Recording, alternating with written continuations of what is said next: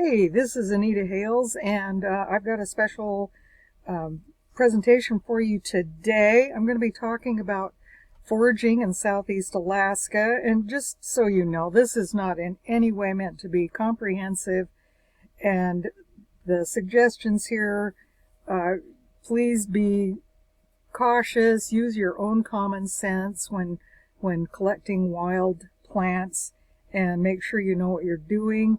Be sure you can identify the plants correctly, and take somebody with you that knows what they're doing. That's kind of my advice. And let's go to the next slide here. And there are some foraging rules. Never harvest more than 50% of the plants in any given area. Avoid harvesting roots unless the plant is okay with partial roots. Try to disturb the area as little as possible. And don't cut down a shrub just to get the berries. I've actually seen a lot of that. And make sure you are in compliance with your local agencies with regard to foraging and harvesting. Harvesting of some plants is restricted. So I'm going to be talking about plants of Southeast Alaska and talk about the ones you can get in early spring foraging, summer and fall foraging, and winter foraging. So here we go. Spring foraging. So probably one of the most fun ones around here is fiddleheads. And you want to get them while they're still really short, maybe up to 4 inches long, and they still have a tight curl on them. And they're going to have some brown stuff on them. You can see this brown right here. And it's easiest to try to rub that off when you're harvesting. You know, you can wear an apron or something, a terry cloth apron, and just rub them while you're picking them and throw them in your bag or bowl that you're using to harvest the fiddleheads. But you want to get that brown stuff off before you use them. And collecting them doesn't hurt growth. In fact, you could collect all the fiddleheads on a particular plant, and it will sprout more fiddleheads. In fact, that makes it so that you can extend the harvest period. In fact, when they've uncurled beyond their usability, if you dig down around the base of the plant, you can sometimes find little fiddleheads that haven't come up yet. And if you keep breaking those off, it'll shoot more up. And so you can do that. And just a caution, all fiddleheads have thiaminase, which can deplete vitamin B, so you don't want to eat a lot of them raw. But thiaminase is destroyed by cooking, so you can cook them and eat them all you want. And a lot of people will can them. I like to make quiche out of them. They can be used like any vegetable in practically any dish. And here's some common ones that make good fiddleheads. Lady fern, shield fern, and ostrich fern all make really good fiddleheads. You don't want to use bracken ferns. Bracken ferns are the ones that have 3 branches up at the top of them. They have too much thiaminase in them. Okay, and then devil's club buds. Now, devil's club is kind of a ubiquitous plant that grows around here. It's a member of, it's an offshoot of the ginseng family, Oplopanax horridus, and it's been used by native people for centuries as medicine and food, and they used it in some of their spiritual ceremonies as well, so it has great significance among the local natives here. And in the springtime, they get these little buds on the top of them, and they're still soft, and you can eat those. They have quite a strong flavor, and you can throw them in salads or eat them with other foods. Devil's club is a powerful blood sugar herb, and it can lower blood sugar significantly. And for one, I can't eat devil's club buds because I have a problem called hypoglycemia, and if I eat these, they give me a terrible headache because my blood sugar drops so quickly. and so I cannot eat devil's club buds. So if they give you a headache, just don't eat them. But they are a very, very powerful medicine. Eating the buds can also have the medicinal effect of the whole plant, but it's very powerful. You don't want to eat a lot of these. And conifer tips, spruce, hemlock, pine, all of them can be eaten, and they're all very high in vitamin C, and you can use them in recipes. You can eat them right off the tree. They have kind of a citrusy flavor. I actually like the taste of the hemlock tips better than spruce tips, although spruce tips are very popular around here because we have a lot of spruce trees. And spruce jelly is a pretty common dish around these parts, so people make spruce tip jelly. It's a very popular thing to do, and they're very high in vitamin C. And yew is the one conifer that you do not want to eat. It looks kind of like a hemlock tree, but the little needles are very, very soft, and they're longer than hemlock needles, and they're kind of flat on the branch, and they get red berries on them in the fall. So, but you do not want to eat yew because it is toxic. And goose tongue, sea plantain. And there are a bunch of different kinds of plantains in the area, and sea plantain is one of them, and it has the same properties as the Sitka plantain and the broadleaf plantain and all the other ones that are in the area here.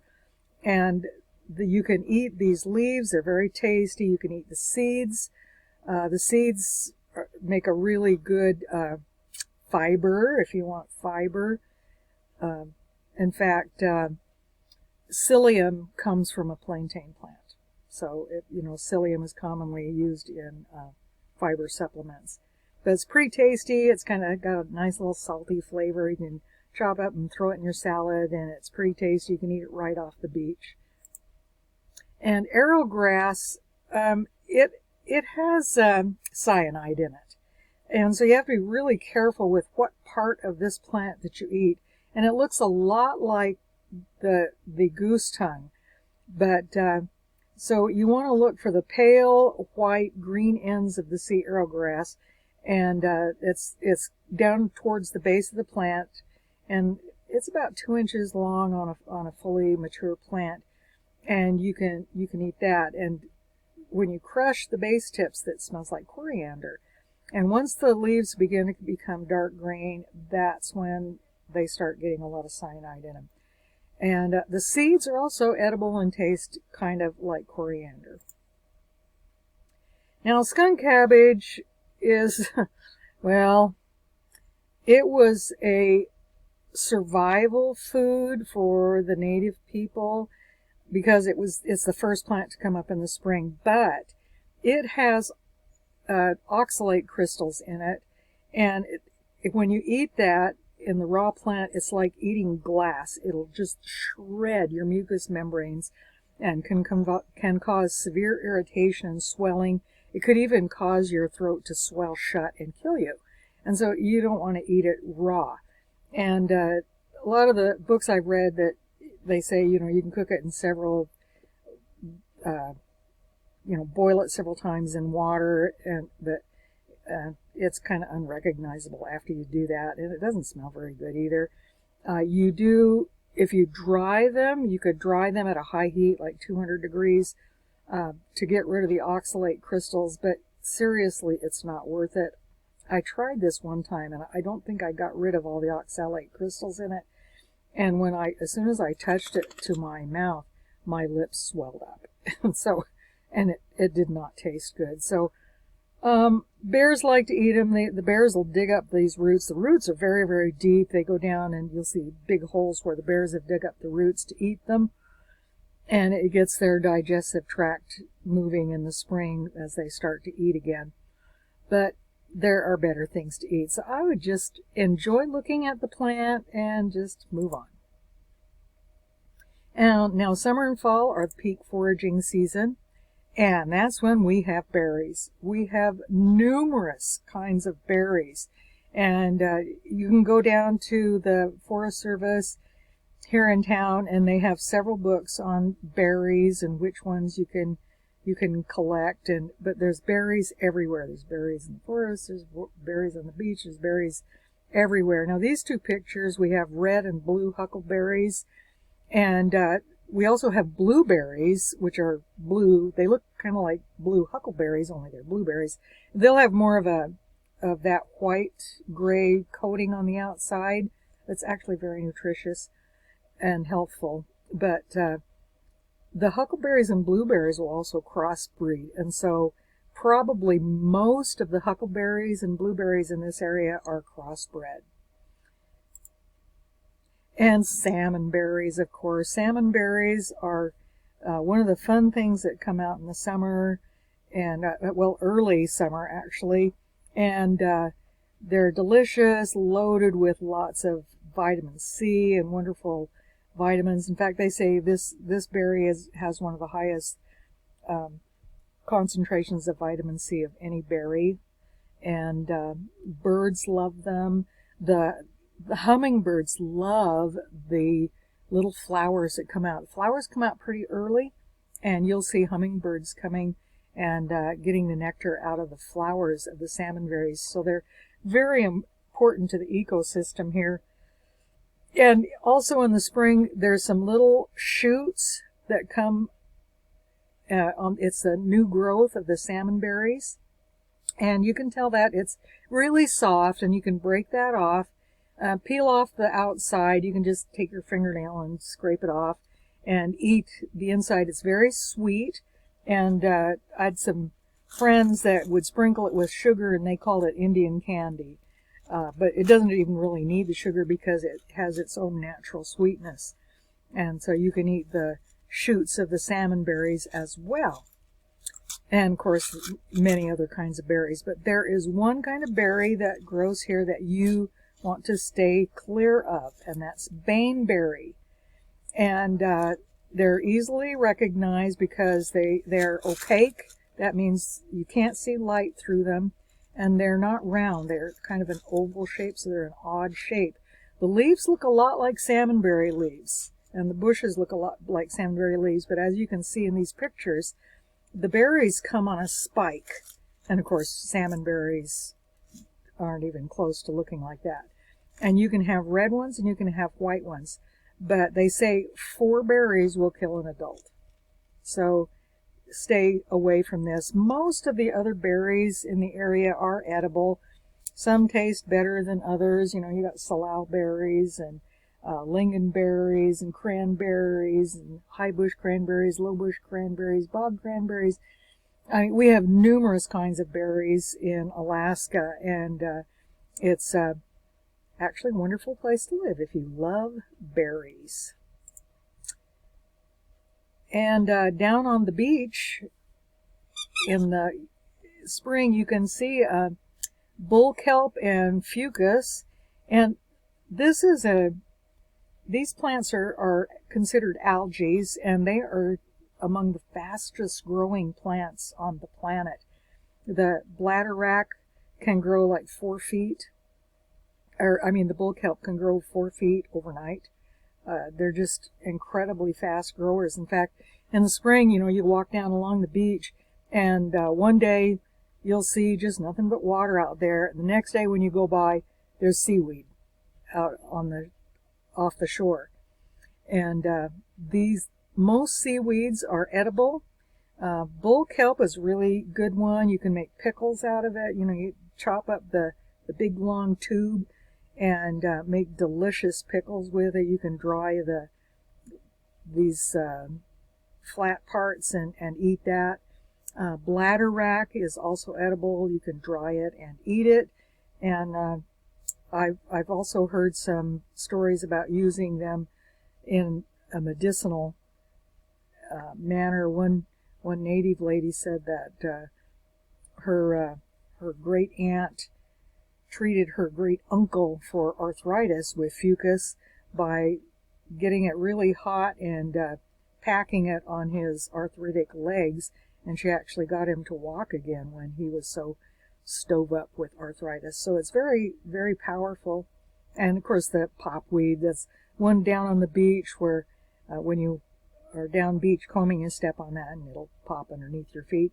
It's also good to use on burns. The juice inside the popweed, you can use it just like aloe vera.